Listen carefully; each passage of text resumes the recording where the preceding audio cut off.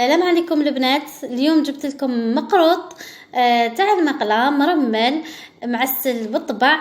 هنا جبت لكم طريقه ولا السر باش ما ينحللكمش في المقله، وكما نقول لكم تبعوني على بركه الله بطريقه التحضير. كما راكم تشوفوا البنات، هنا راح نكيل انا بهذا البول، راح ندير 3 كيلات سميد. هنا خيرت النوع المتوسط، سي بوغ سا اللي انا ما صيرتوش باسكو جاي على حبه. نزيد الكيله الثانيه وراح نكمل الكيله الثالثه. وشنو هنا راح نحبس كما نقولوا، راح نخلي 3 دوا هكاك اكثر من نص، راح نكملها فرينه. معناتها درت سميد اكثر من نص تاع الكيله، واللي بقات لي راح نكملها فرينه كما راكم تشوفوا هكا. دوك هنا راح نكمل الكيله بالفرينه، وراح نزيد ندير الملح.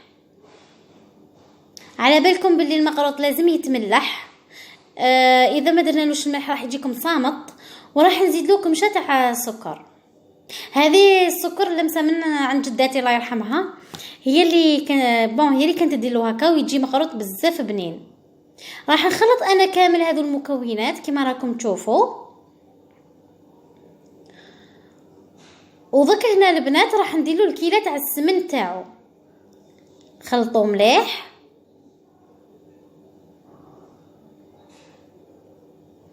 كما راكم تشوفوا هنايا ذوبت السمن ودفيته. شوفوا هنا خليت واحد 2 دوا. دوك هنايا راح نكملها بالزيت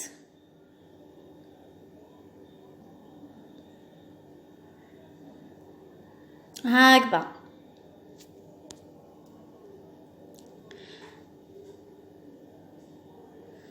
دوك هنايا راح نبدا نبسس في هذايا المقروط، وراح نوريكم الطريقه القديمه كامل كيفاش كانوا يشمخوا المقروط كما نقولوا بكري.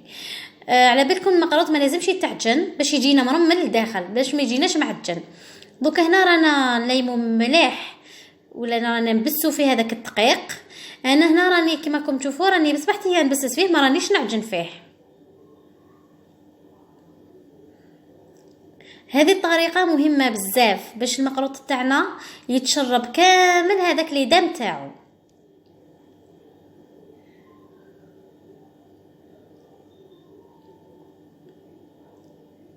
كما راكم تشوفوا هنايا راهو مبسس وراهو شرب لي ليدام تاعو. دوك هنا واش راح ندير، راح نغطيه وراح نخليه يروبوزي لي او موا نص ساعه. هنا بعد ما يريح لي راح نبدا نشمخ فيه. عندي كيله تاع مزهر مع ما، وراح نبدا نشمخ فيه غير بالعقل. هو ما تخافوش باسكو السميد هذايا يشرب. انا لاكاليتي اللي خدمت بها تشرب، معناتها ميم لو كان ندير كامل الكيله في ضربه راح يشرب لي. وشنو يليق لي وقت برك باش نستناه حتى يشرب. يبقى انا هنا واش راح ندير، راح نبدا نشمخ غير بالعقل واللايم، ما راحش نعجن، راني اللايم هكذا.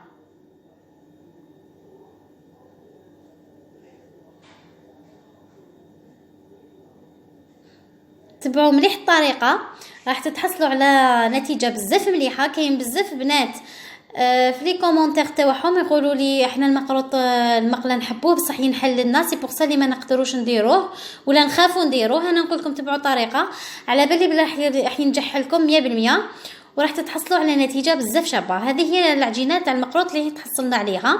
دوك واش راح ندير، راح نخليها او موا تريح لي واحد 5 مينوت با بلوس، قيس ما ندير العقده عفوا. كما راكم تشوفوا هنا العقده درت 3 كيلات لوز. راح ندير كيله تاع السكر كريستاليزي. هنا درت 400 غرام لوز. 400 غرام خرجت لي 30 حبه تاع مقروط، نقولوا حتى 35 حبه.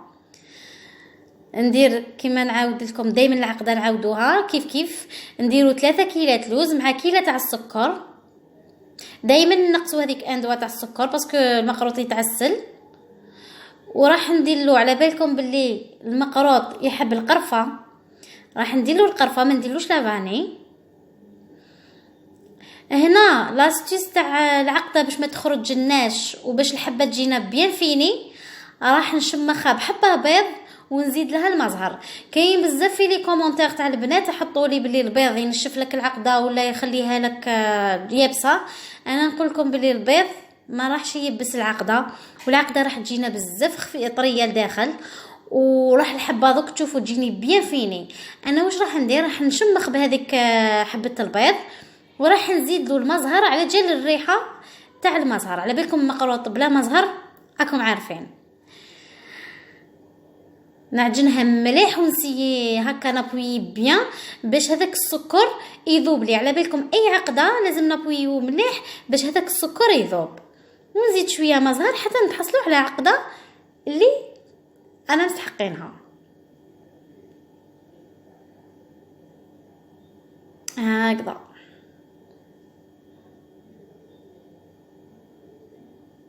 دوك انا هنايا نبدا ندير في الحربوش الاولاني بعد ما ريح لي شويه.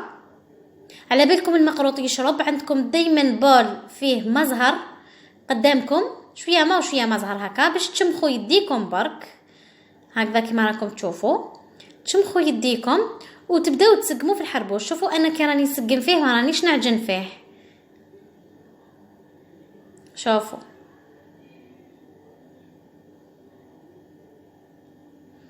نبدا نخدم فيه غير بالعقل حتى يولي ما ينحليش. هذه هي الطريقه تاع زمان اللي كانوا يخدموا بها المقروط، هكذا يديروا له هذه الطريقه.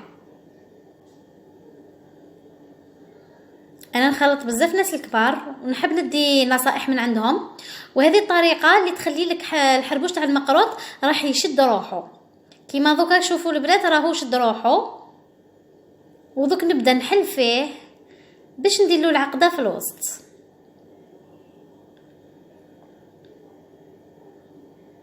هكذا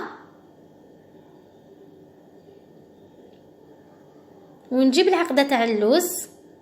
هنا كما قلت لكم راح نديروه للصبوحي تاع العروسه، ربي يزين سعدها ان شاء الله.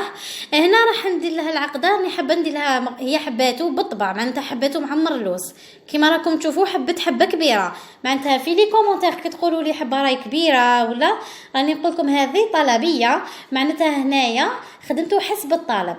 مادام تاع عروسه معناتها درتو لها حبه بالطبع وجات حبه كبيره ما شاء الله. احنا هنايا عوايدنا كامل ماشي غير هنايا، معناتها مام الجزائريين والبليديين العروسه في الصبوحي تاعها يدوا لها المقروط في المحبس. خساره اللي ما جابتليش المحبس مولاتو، سينو كنت نسقموا لها ونوريه لكم كيما هكا في الفيديو ان شاء الله. بصح لا بروشين فوا ان شاء الله راح نديرو لكم وتشوفوا العادات والتقاليد. نبدا نحل فيه غير بالعقل هكا بيديا باسكو ديجا الحربوش تاع اللوز راهو لداخل باش ما كله يتفتح لنا وباش ما يدخلناش الهواء في الحربوش. خاطر الا دخل لنا الهواء يبدا يتفتت كما نقولوا الحربوش هذا يبدا يحب ينحل. صافي غير بالعقل. وعلى بالكم باللي احنا المقروط لازم نديروه مقبب. دوك نوريكم الطريقه كيفاش نعليوه، باسكو علاه راني حطيت لكم ديجا من قبل مقروط. وشنو هذاك درتو ما درتوش تاع عروسه، درتو مع سامبل ودرتو صغير. وشنو هذا حبيت نعطيكم برك ليدي. راني نطلع فيه دوك هكا ملاح. انتوما كي راكم تشوفوا فيه هكا ويبان مبسس راح تقولوا بلي راح ينحلي في المقله، بصح انا كي نكون نخدم في الحربوش نعرف بلي مش راح ينحلي. علاه وشنو علاه في الحربوش يبان. دوك انا هنايا باش نتفادى نوريكم الطريقه كيفاش دوك بعد ما نقسمو نوريكم الطريقه كيفاش نديرو باش ما ينحلناش. دوك نقسمو هنايا. انا هنا نقسم عيني ميزاني. انا هذه الطريقه تخرج لي حبه قد اختها. واللي ما تعرفش تقطع عينها ميزانها راه كاين طابع تاع المقروطه في المحلات، تقدر تحط برك تابوي دير هذوك لي تخي ومن بعد تقسم هكذا. نرفد الحبه غير بالعقل، نسقمها نعاود نطلعها بملاح. انا هنا البنات راني درت الزيت تسخن وراني سييت، معناتها على بالكم دائما نسيو شويه عجينه هكا من الاول. شوفوا جات ما شاء الله. وهك اشوفوا انا كي يبان هكا يبان كي قلب اللوز معناتها راح يجيني مرمل. دوك واش راح ندير؟ شوفوا الزيت هنا انا درت قدره تحت فونت تكون ثقيله، راني كيما راكم تشوفوا السيت راهي سخنت لي. شوفوا لاستيس هنا عندي هذاك البول تاع الماء. واش راح ندير؟ راح ندخل حبه المقروط كامل داخل الماء ونديرها ديريكتومون تنقلها هكذا. هنا كي ترموا الحبه برك بعدو باسكو على بالكم حبه مشمخه وتخافوا على الزيت برك. كيما راكم تشوفوا هنايا راهو يتقلى. مع الاول نقص له الفرنو ومن بعد كي باش يبدا يتحمر لي نزيد له شويه باش يطيب لي مليح من الداخل باسكو هذه الحبه راهي خشينه وهي كبيره. شوفوا ما شاء الله طاب. هنا راح نحيه. هذه هي التحميره اللي راني حبتها. هنا راني دايره الحسيله قدامه كانت بارده شويه الحسيله ماشي سخونه بزاف. من المقله للحسيله سمحوا لي هنا راني نصور او ميم طون راني شاده الكاميرا او ميم طون راني نحي. بون ما تجي دوك نزيد ندير المقله الدوزيام باش نحي هذاك المقروط اللي راه في الحسيله معناتها نخليه يتشرب مليح. شوفوا هنا البنات بعد ما شربتوه هنا بيدتو في الحسيله. شوفوا شرب كامل الحسيله كيما راكم تشوفوا هنا. دوك واش راح ندير؟ دوك راح نحطو في لي كيسات ونديرو ونوريه لكم ان شاء الله في صحن التقديم كيما راكم تشوفوا هنا. يحب لي كيسات الارجون ومن بعد كي نديرو في لي كيسات راح نزيد نعسلوه من الفوق بالحسيله الثقيله باسكو هنا راه مشرب بالطبع. عسلته دو فوا ونزيد له غير هذيك مغرفه الحسيله الفوقانيه اللي تبقى لنا في لي كيسات كيما راكم تشوفوا البنات. هنا بعد ما كملته ان شاء الله ينال اعجابكم وتجربوه في اعراسكم سختو في الصبوحي. احنا المقروط معروف بالصبوحيات. نقول لكم شوفوا شحال جا شباب ما شاء الله. الحبه تعمر العين جا مرمل. ما قدرتش نحل لكم حبه نصارحكم باسكو جاها حساب جاها 31 حبه ما نكذبش عليكم. صافيك ما حبيتش نتوشي منه بوشنو ما شاء الله كي تمسوه طريب بزاف جا مرمل معمر لوز جاها معسل. ان شاء الله ينال اعجابكم البنات. اذا عجبكم الفيديو ماذا بكم ديروا لي جيم واذا وبيان سور اشتراك في قناتي. نقول لكم البنات العقوبه لكم ان شاء الله نتوما يا العواتق. نقول لكم مع السلامه ونقول لكم دمتم في رعايه الله وحفظه.